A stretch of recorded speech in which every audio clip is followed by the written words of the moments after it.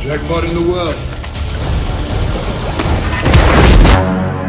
Halo Urbaners, dimanapun kalian berada, bagaimana kabarnya? Kembali lagi bersama saya John, sebuah film yang memiliki 100% adrenalin berjudul The Gray Man tahun 2022, di mana film ini dibintangi oleh serangkaian aktor aktris papan atas yang pastinya tidak akan mengecewakan Anda semua. Jadi langsung saja pasang handsfree, simetriskan posisi rebahan, kencangkan celana pacar, selamat menonton, dan cekicrot.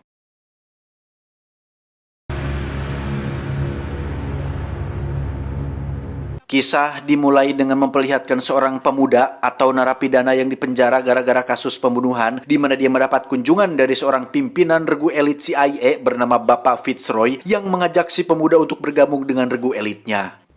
What's the catch? You work for us. Who's us? CIA memiliki sebuah program khusus bernama Sierra, di mana si pemuda akan dilatih untuk membunuh, lebih tepatnya membunuh para penjahat, yang pelatihan ini sendiri berpedoman pada sosok John Wick tentang bagaimana caranya untuk survive, bisa fokus pada tujuan, berkomitmen pada setiap misi yang dijalankan, dan memiliki tekad kuat sebesar John Wick untuk bisa menyelesaikan apa yang sudah dimulai. We're gonna train you to kill bad guys. And since you've already killed one, it shouldn't... Si pemuda akan berada di zona abu-abu atau istilah lain untuk seseorang yang berada pada posisi tidak dianggap dan tidak jelas dan tidak diketahui oleh siapapun, karena memang pemerintah sama sekali tidak mengetahui tentang program ini. Nah, jikalau si pemuda mau dan bersedia untuk bergabung, Bapak Fitzroy menjanji akan membebaskannya dari penjara sekaligus menghapus semua catatan kejahatannya, yang apabila dia sudah setuju, maka si pemuda akan diberikan nama khusus yang menjadikannya berbeda dari agen lain, yaitu Sierra Six. You'd be part of an elite unit, the Sierra program. Dan inilah pria abu-abu. 18 tahun kemudian, lebih tepatnya di Bangkok, si pemuda atau yang sekarang lebih dikenal dengan nama Six pun mendapat sebuah misi untuk membunuh seorang pria asal barat yang memakai kalung. Ini orangnya, di mana dengan senjata yang dilengkapi alat pendeteksi panas tubuh pun tak sulit bagi Six untuk melakukannya. Tetapi karena ada anak kecil yang menghalangi sang target, Six pun membatalkan eksekusi tersebut. You have no idea of the kind of people you're gonna have to deal with, and they are gonna come for this. Go loud, Six. แม่มาโคแม่ไปแล้ว Perkenalkan, dia adalah Danny Carmichael alias bos baru regu elit CIA menggantikan Bapak Fitzroy yang kita lihat di adegan awal tadi. Danny cukup emosi dengan Six yang tidak langsung eksekusi saja dan biarkan saja bocah itu mati tertembak, toh nggak ada hubungannya. Bukti bahwa Danny adalah sosok yang tega melakukan segala cara asalkan tujuannya tercapai. We have a very small window to take out a very bad dude. You're cleared for collateral. Go loud. Got jammed. Karena Danny terus mendesak, Six pun segera bergerak untuk menyelesaikan misi dengan metode lain yang lebih rapi, yaitu hand to hand seperti yang sering dilakukan oleh John Wick. Tiba saatnya duel, Six sempat kewalahan dengan si target memiliki kemampuan bertahan yang hampir mirip seperti dirinya. Namun karena Six diuntungkan dengan usia yang masih muda dan motivasi yang lebih kuat, dia berhasil menciderai si target dengan cukup parah.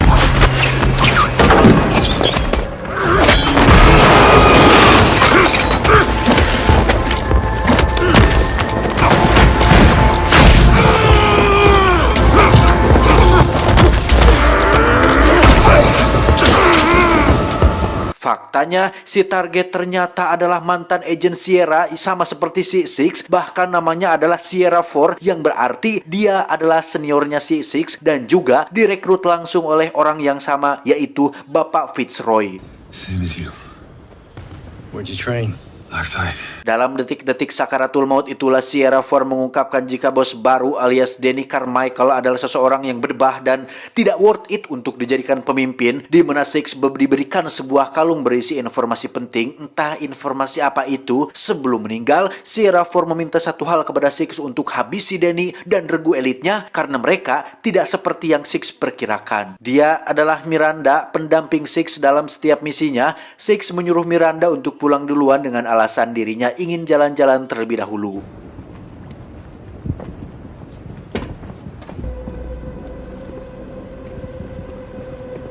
Tak lama Danny pun menghubungi Six kenapa dia tidak ikut pulang bersama Miranda, di mana Six balik bertanya kenapa Danny tidak memberitahu jika targetnya adalah Sierra 4, seniornya sendiri. Yang pada akhirnya Danny jujur bahwa Sierra 4 memiliki informasi penting berisi sesuatu yang bisa membuat Danny dan timnya dipenjara karena ya seperti Anda lihat sendiri, regu elit CIA ini bergerak tanpa sepengetahuan pemerintah dan bertindak di luar aturan, sehingga wajar saja jika Danny sangat menginginkan flash disk yang ada di dalam kalung tersebut. One wristwatch. Wristwatch. R1 smartphone. 6. Did he have anything on his person? Last chance. 6. Understood. No joy, I repeat. No joy.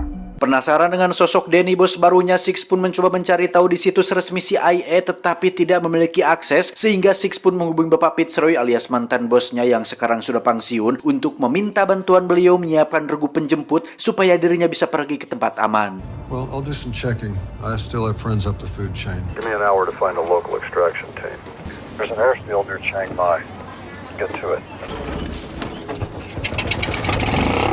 Singkat cerita, Six sudah sampai di pesawat yang di situ sudah ada regu penjemput yang merupakan anak buahnya Bapak Fitzroy, sehingga Six bisa langsung pergi ke tempat aman untuk bersembunyi dari Danny dan regu elitnya. Danny sendiri terlihat sedang ambek-ambekan tepat di depan wakilnya yang bernama Susan. Ini babangusnya, Danny mengungkapkan kekhawatirannya tentang informasi tersebut yang apabila sampai jatuh ke tangan pemerintah atau pihak tertentu, maka lembaga ini bisa ditutup dan dirinya sebagai bos bisa-bisa dipenjara untuk waktu yang sangat lama, sehingga Danny tidak memiliki pilihan lain selain meminta bantuan pada satu agen yang sebenarnya kurang worth it dalam bekerja. Bahkan Susan sendiri tidak menyarankan hal itu karena agen yang dimaksud sangat-sangatlah brutal dan lebih mirip seperti seorang sosiopat. He has methods. Sociopathic methods. So sit on him, the guy, like it's a bad thing. It's a dangerous. Dan inilah agen yang dimaksud yang wajahnya pasti sudah tidak asing bagi kalian semua. Dia bernama Leon Hansen, kita panggil saja Hansen. Benar kata Susan, Hansen memakai metode layaknya sosiopat seperti yang bisa Anda lihat sendiri. Saat itulah Danny menelepon dan memberinya tugas baru untuk menangkap Six dan ambil sesuatu yang ada padanya. Give me a name. Sierra 6. Get it back. Make him gone. You right back. Meski brutal dan tak bermoral, bukan berarti Hansen adalah orang yang bodoh. Dia langsung meminta data milik orang-orang terdekatnya alias orang yang telah merekrutnya, yakni siapa lagi jika bukan Pak Fitzroy, di mana Hansen menekat menculik keponakan beliau supaya membuka mulut tentang di mana Six berada saat ini. Where is he? Where's who? You really want to do this? You know, kids. Tak punya pilihan lain, Fitzroy terpaksa menyuruh orangnya untuk membunuh Six yang ketika mereka sedang ngadodoho untuk menghabisi nyawanya, tiba-tiba... Just make it painless. You understand? Roger that.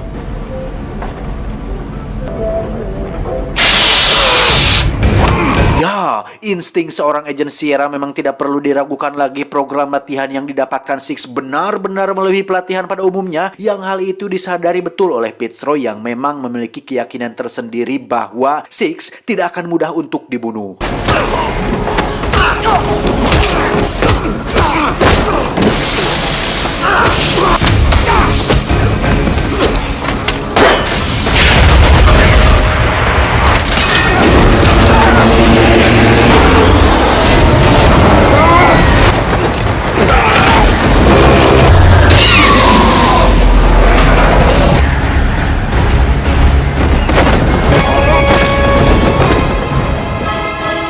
Setelah melewati ketegangan yang cukup beradrenalin, Six berhasil mendarat di tanah Turki, di mana dia langsung menghubungi Fitzroy yang meminta maaf karena dirinya diancam, lebih tepatnya keponakannya diculik dan diancam akan dibunuh. Hansen langsung merebut teleponnya untuk mengancam Six bahwa dirinya cukup bangga bisa mendapatkan tugas ini, yaitu untuk menangkap seorang agen Sierra yang begitu terkenal di karangan regu elit CIA. Namun hal itu sama sekali tidak membuat Hansen mengurungkan niatnya dan justru nampak tertantang untuk bisa menangkap Six. The asset you stole, and I won't have to chop your head off. Hey, Lloyd. Yeah. I immediately don't like you.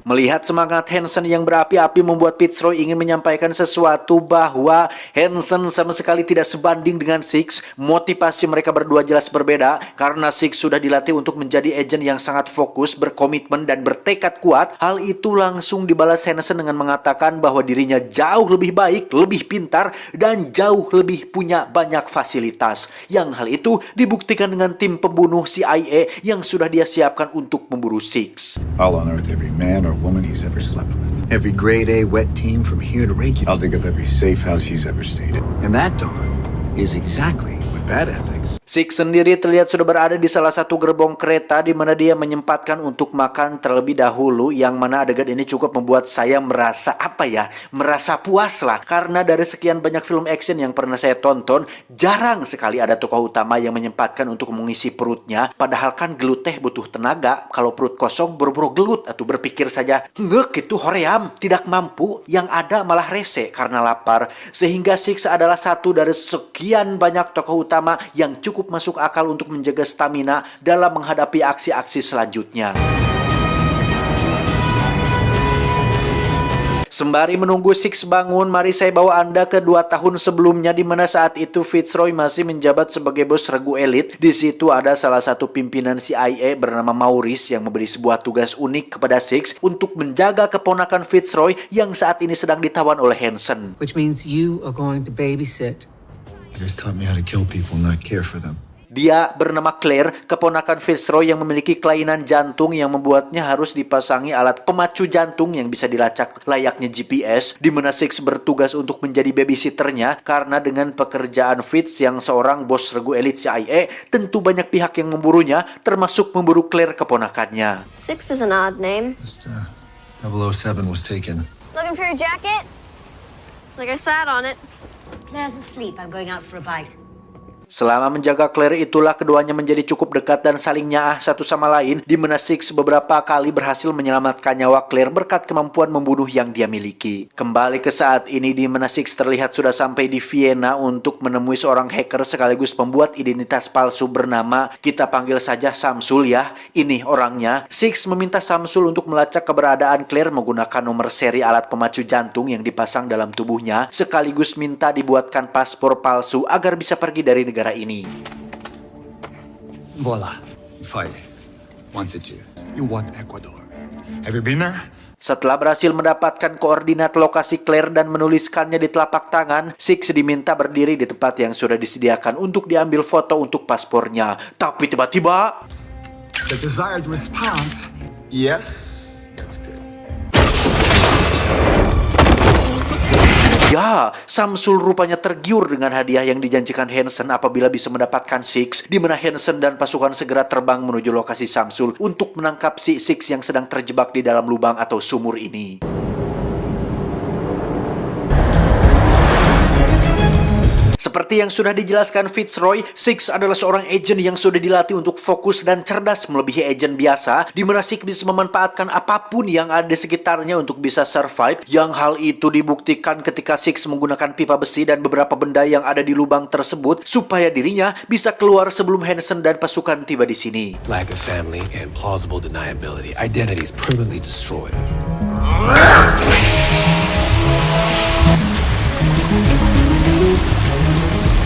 Di sisi lain, di markas regu elit CIA kita akan melihat Danny tengah menginterogasi Miranda terkait keterlibatannya dengan Six, di mana Miranda nampak begitu membela Six yang tidak mungkin berkhianat. Yang di situ Miranda tak sengaja melihat lokasi Six pada ponsel milik Danny yang sama sekali tidak disadari oleh Danny sendiri. What's the asset? Do you know where Six is? No. Remove yourself from my personal space. Kembali ke kediaman Samsul, Hansen dan pasukan sudah tiba di sana, di mana Samsul langsung ditembak mati saat itu juga, dan itulah akibatnya jika sudah menjadi seorang pengkhianat. Saat Hansen dan pasukan menuju ke lubang dan sudah percaya diri tinggal bisa menangkapnya dan membawanya, tiba-tiba Jackpot in the world.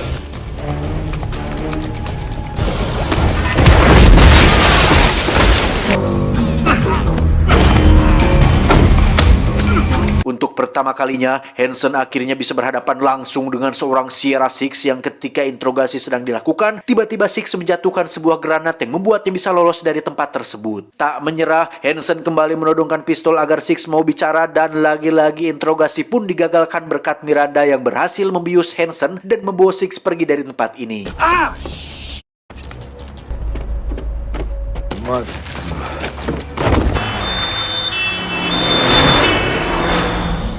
Mereka berdua pergi ke Praha untuk menemui mantan pemimpin CIA yang sudah pensiun, yakni Ibu Maurice yang sempat kita lihat di adegan flashback tadi. Six dan Miranda diperlihatkan dokumentasi tentang betapa brutalnya Danny saat sudah menjadi bos regu elit CIA, yang mana dia dan Hansen benar-benar cocok karena keduanya sama-sama memiliki sifat yang sama, yaitu mengorbankan nyawa tak berdosa untuk mencapai tujuan tertentu. Unsanctioned.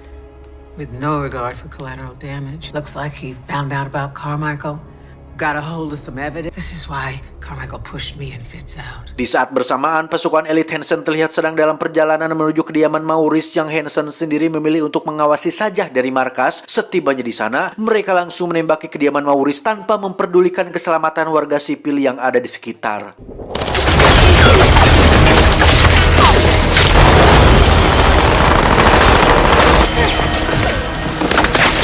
Miranda disuruh untuk pergi duluan, sementara Six memilih untuk tetap berada di sini melindungi Maurice. Tetapi karena Six adalah prioritas utama untuk membongkar kebusukan Danny, Maurice pun mengorbankan dirinya demi keselamatan Six. Don't do this, Maggie. Open the door.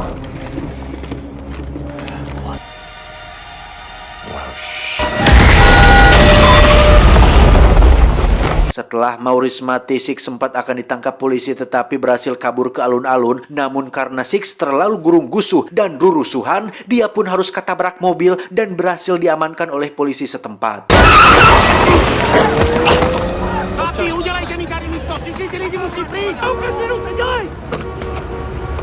Sambil menunggu tim SWAT datang, Six pun diborgol ke pagar alun-alun yang hal itu benar-benar ide buruk karena Hansen kembali mengirim pasukan kedua, yaitu pasukan Alpha yang diperbolehkan untuk menembak sesuka hati tanpa memperdulikan warga sipil yang ada di sekitarnya. You have my permission to shoot anyone standing in his way.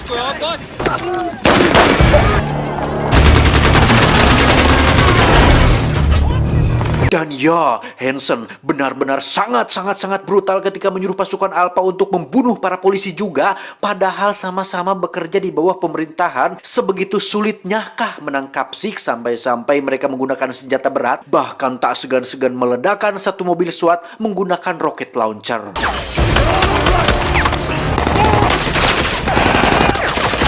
Extra $10 million to the first guy to put a bullet in this Ken doll's brain. My God, how hard is it to shoot somebody?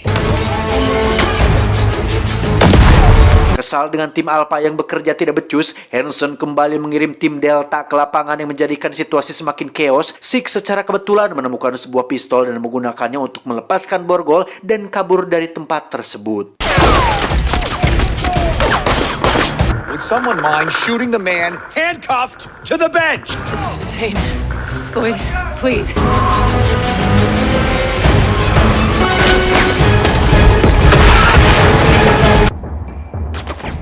Negative, we lost him. Ketegangan rupanya belum selesai sampai di sini karena ketika Six naik ke tram atau kereta kota, 3 anggota tim Delta berhasil masuk ke sana juga, yang di saat bersamaan muncullah Miranda dengan mobil anti pelurunya untuk membantu Six keluar dari situasi tersebut.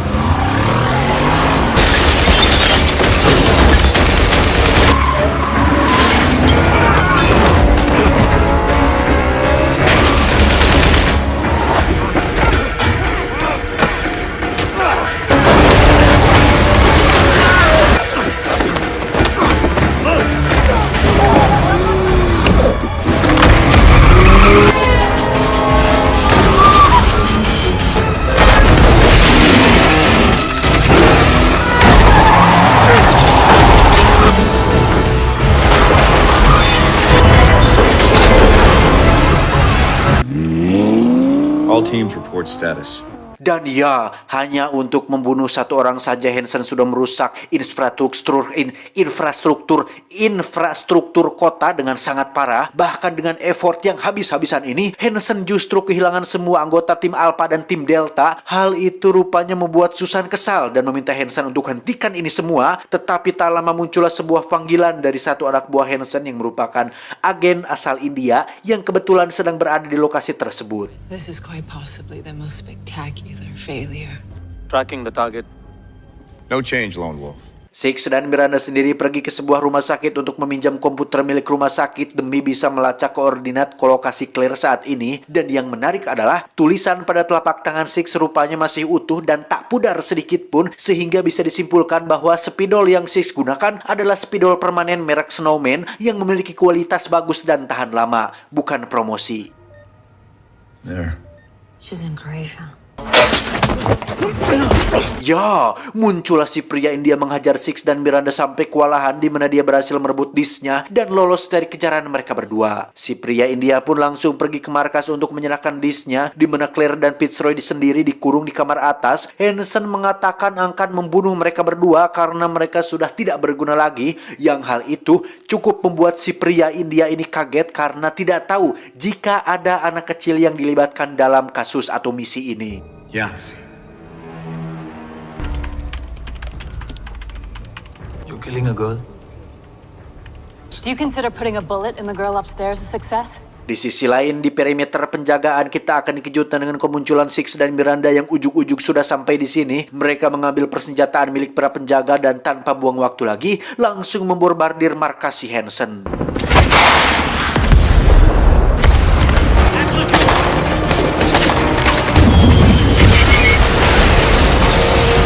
All units to the courtyard. Sementara Miranda mengalihkan perhatian, Six terlihat sudah berada di kamar untuk membawa Claire dan Fitz kabur dari sini. Yang hal itu rupanya disadari oleh Hansen yang langsung pergi ke atas untuk memeriksanya.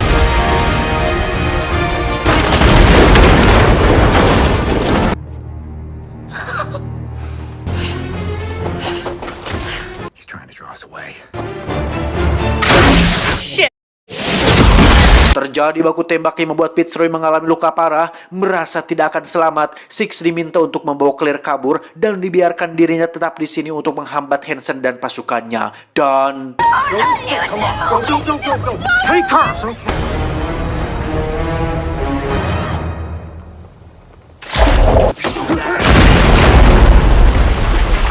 Miranda sendiri kembali harus berhadapan dengan si pria India, yang mana terjadi hal yang tak terduga ketika si pria India ini memutuskan untuk menyerahkan dis tersebut. Rupanya dia sudah tidak peduli lagi dengan uang dan hadiah yang ditawarkan Hansen, karena setelah tadi dia mendengar ada anak kecil yang dilibatkan, dia menjadi ilpil dengan si Hansen ini dan sudah tidak ada semangat lagi untuk melanjutkan pekerjaannya.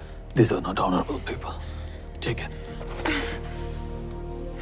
Kembali ke Six dan Claire yang sudah mencapai daratan, di mana mereka berdua berhasil dihadang oleh Hansen yang punya watak keras kepala. Claire berhasil tertangkap oleh Hansen dan membawanya ke tengah taman untuk melakukan duel 1 lawan 1 dengan Six.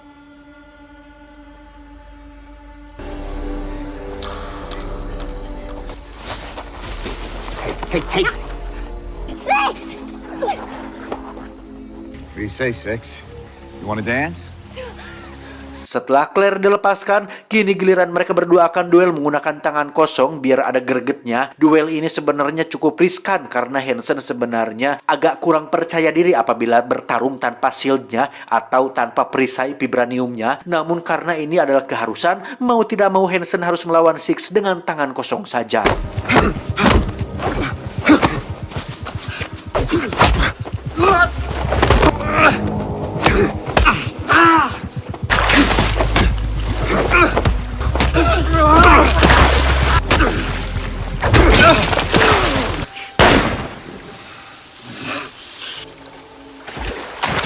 Ya, Hansen justru tewas ditembak oleh Susan yang sudah geremetan dari tadi ingin menghentikan aksi gilanya. Dan tak hanya itu, Six pun ditembak di bagian kaki supaya tidak bisa kabur, karena Susan rupanya ingin membuat sebuah kesepakatan dengan Six apabila dia mau si Claire tetap hidup. Relax. You live. Six diminta untuk menjadi saksi dan Hansen akan dijadikan kambing hitam atas semua kekacauan yang terjadi, yang meskipun Six harus mendekam di penjara untuk waktu yang sangat lama, setidaknya Susan berjanji akan menjaga Claire dan mau membiarkannya tetap hidup.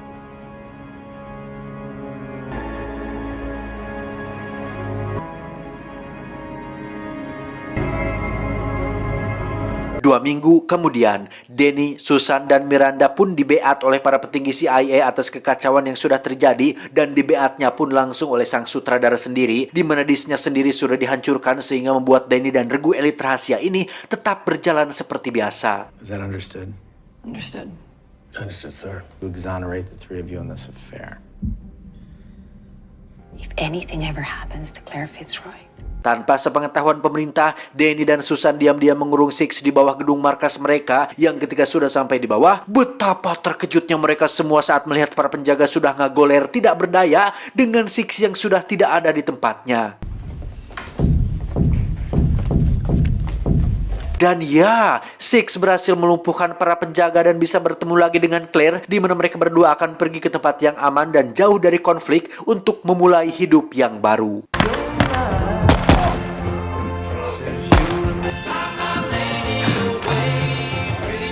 Setelah semuanya selesai, saya baru mendapat kabar jika Hansen berhasil dibangkitkan menggunakan formula buatan Howard Stark, di mana tubuhnya kini menjadi sangat atletis dan dilirik oleh organisasi Hydra untuk bergabung dengan kelompok tersebut. Hell Hydra. Tamat, ending yang cukup mengejutkan. Terlepas dari tindakan jahat dan nekat yang dilakukan oleh Six dan Hansen, kita masih bisa mengambil pelajaran penting dari sosok mereka berdua bahwa fokuslah pada tujuanmu, proses memang penting, tapi akan sia-sia tanpa tujuan yang jelas.